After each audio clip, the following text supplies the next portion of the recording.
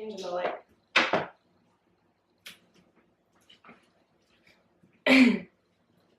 Don't look at me. I won't, because I'm gonna start laughing. I'm nervous. So, Take 300. 1, 2, 3. hey guys, my name's Amanda. Hey guys, my name's Amanda, aka Bad Birdie. Welcome to my new channel. I just want to thank all my Instagram followers for showing me so much love, and I hope to be just as entertaining on YouTube as I have been in person and on Instagram. I recently asked all my Instagram followers to help me introduce my channel with a Q&A, so here are all your questions. So I met the owner of LKSD, Mark Shelton, about 5 years ago, and we became friends, and he told me about his project. So he took me on as his apprentice and basically paved the way for my craft.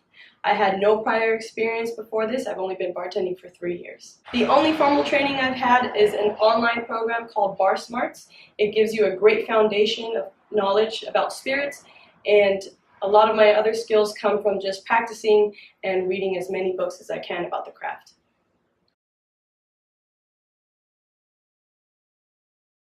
So my favorite cocktail to make is the Old Fashioned. I feel it's a very intimate process, and this cocktail gets the most attention every time I make it. Everyone loves the big mixing glass when you take it out, the long bar spoon when you pour it over that big clear ice cube, and everyone's favorite part, that flaming orange zest. So I started when I was 27. Like I said before, I've only been doing this for 3 years. And as far as what tips I can offer, read as many books as you can. I've read books on shrubs, on amaros, on bitters.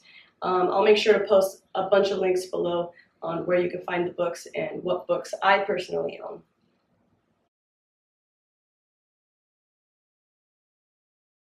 So there's a lot of people that are absolutely terrified about the egg whites, and it's always funny to see their reaction the first time they see it at the bar. Egg whites are nothing to be afraid of. All it does is add texture to a cocktail. There's no funny taste, there's no smell. Literally, you can think of it like froth on top of a cappuccino. At LKSD, we use cage-free organic egg whites, so you can rest assured that they're coming from happy chickens.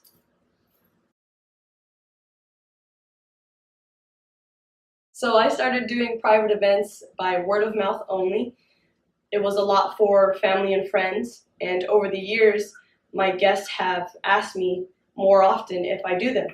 So I always keep a stack of business cards with me, and I keep them at work. I hand them out when they ask me for it. So if you want to start private bartending, I would do some research in your area, find out what other bartending services are charging, the extent of their services.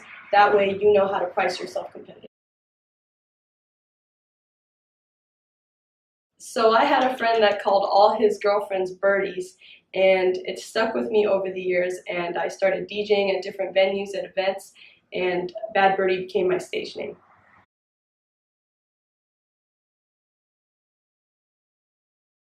Start saving all your tips for a giant ring, because you're going to meet your future wife.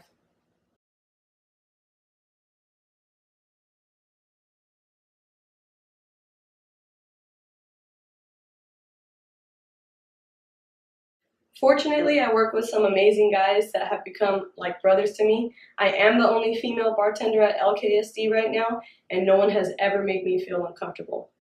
The idea of female versus male-dominated industries doesn't really resonate with me because I feel you can make any craft your own. Being a female bartender hasn't been a challenge for me. I take the time to practice my craft and be confident in what I'm doing and take care of my guests and really put on a show, because at the end of the day, I'm an entertainer.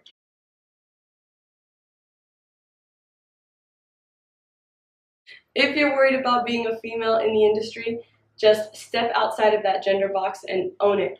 Put all your worries, all your fears aside, and use all that energy to just honing in on your skills, whether you're male or female.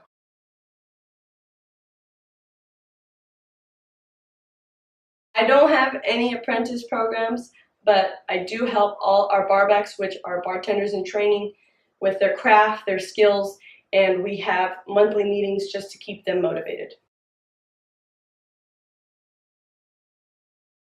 My inspiration stems from many different avenues. Some have been from the books that I've read. It's been from the seasons changing and seeing what flavors I can pair next. And, a lot of it has been from my background in cooking and my grandparents passing me down these Cuban traditions and these recipes that now I make for my friends and family. So the creativity behind it has always been what has intrigued me the most and what I love the most. Of course, I also have inspirations from bartenders that I follow on Instagram. Some of my favorites are definitely Bob Peters, Martin Kovar, Lillian Saucett, Jason Yu, Brian Clem, even Grant Achatz. The list goes on and on.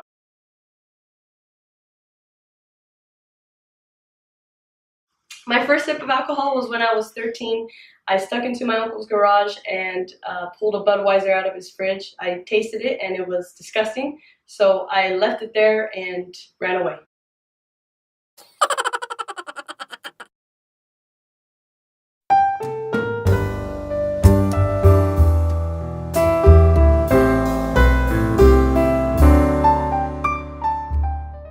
Duh, the strainer.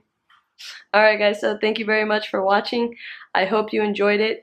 I was pretty nervous, but if you like this video, give me a thumbs up, and I'll be doing more videos with tips, tricks, and all sorts of cool things I want to show you. Alright, bye.